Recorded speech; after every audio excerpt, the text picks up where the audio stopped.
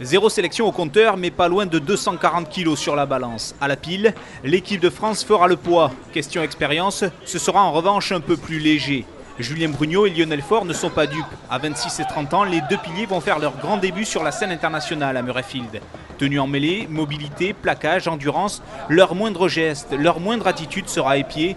Pas étonnant de voir leur poindre sous la cuirasse, une sorte d'appréhension bien légitime.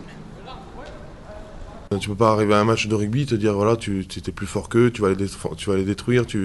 Non, il y a déjà une part de respect de l'adversaire, il y a une part de crainte parce que déjà moi je suis pas, ça va être mon premier match international, donc c'est sûr qu'il y a une part de crainte parce que c'est un peu l'inconnu pour moi. Mais bon voilà, après j'ai certaines certitudes et donc je pense que ça va bien se passer.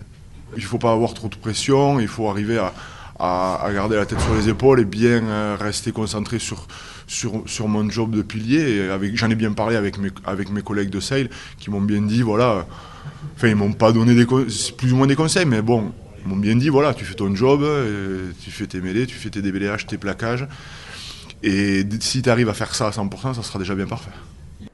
Pour placer sur de bons rails le pack bleu, Faure et Brugnot vont devoir en priorité assurer les fondamentaux du poste. Le gaucher de Sale est un véritable guerrier exilé en Angleterre, couvé par Philippe Saint-André. Il partage son temps de jeu avec l'international anglais Andy Sheridan, plutôt un gage de sécurité. Julien Brugnot, lui, est un pur pilier, dur au mal et doté d'une grosse puissance physique.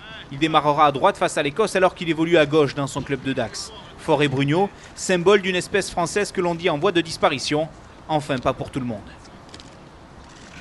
Alors, on se plaint toujours de ne pas avoir de piliers et si on les fait jamais jouer, on n'en aura toujours pas.